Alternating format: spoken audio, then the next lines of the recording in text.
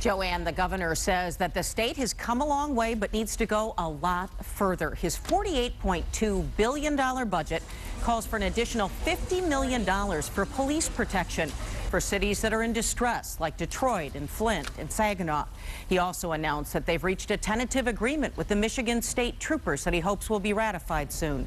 The governor says at least 75% of the budget goes for education or human services, and he's recommending increasing the budget for K-12 education by $200 million, as long as the schools adopt best practices.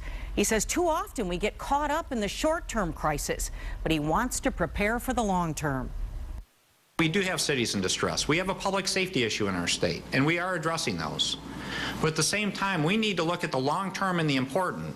We need to look at the fact that we have infrastructure that's going away very quickly, and we need to invest more in infrastructure for the long term.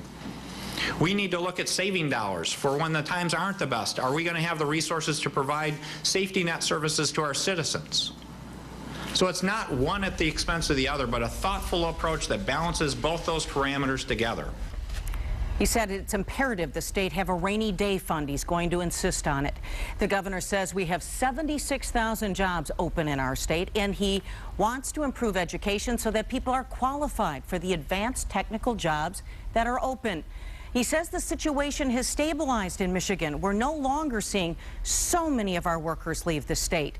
We aren't to the point where people are flocking back here yet, but the brain drain, at least, he said, has stabilized. Joanne?